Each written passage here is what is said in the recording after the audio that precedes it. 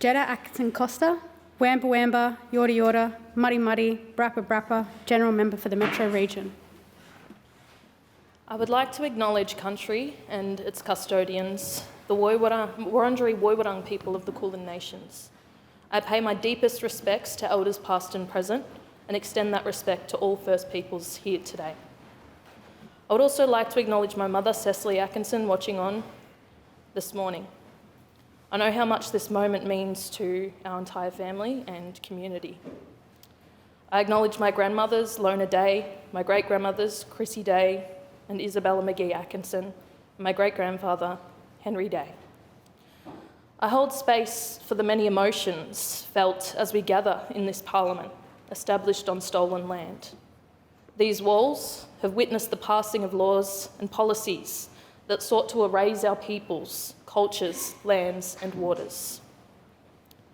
Yet here we are, 34 representatives of nations and communities that have existed in this country since time immemorial.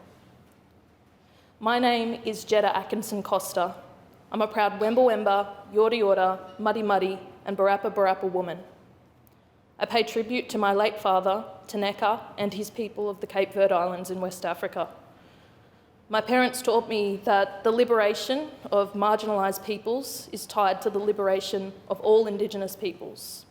And if solidarity is to mean anything, then one truth must remain at the centre. No one gets left behind. I carry those sentiments with me as a community elected member of Gellung Warl, representing First Peoples living in the Metro region.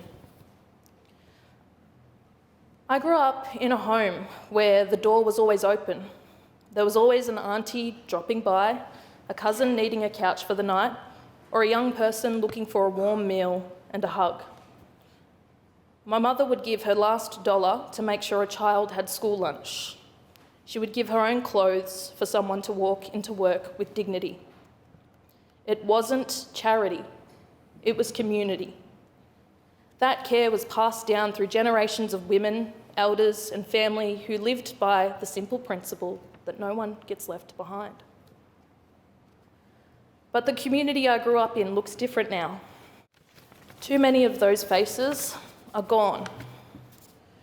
Too many lives cut short by preventable illness, by intergenerational trauma, by systems that continue to show no mercy and fail our people every single day. When I speak to others in community, I often hear the same question. How do we keep caring for one another when so many of us are carrying so much?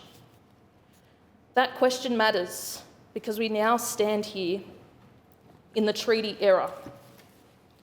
Treaty is no longer an idea or a dream. It is reality, built on the work of generations of elders who fought for it, when it was difficult, unpopular, and unsafe to do so. Its meaning must extend beyond signatures on documents, headlines, and social media debates. Our people must feel the difference treaty can make in their everyday lives, in their homes, schools, workplaces, and communities. And we already have a roadmap. The way my mother and many elders before her cared for community wasn't just kindness, it was governance. It was self-determination practiced around a kitchen table. As an elected member, I will do my best to ensure the work of Gellung Warl is accessible and accountable. This is what this next phase is about.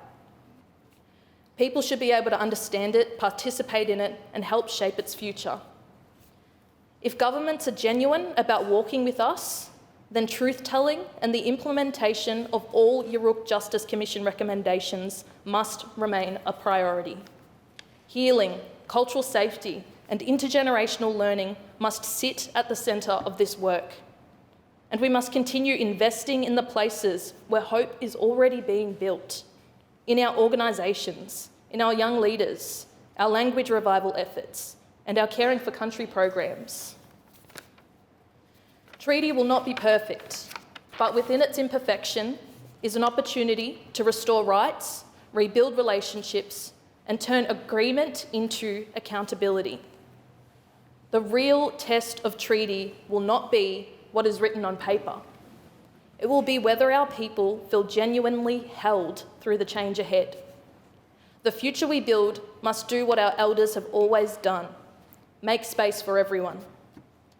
To my community, to everyone who voted in this year's treaty elections, and to those who still have questions about this process, I see you, I thank you, and I will carry your voices into this work.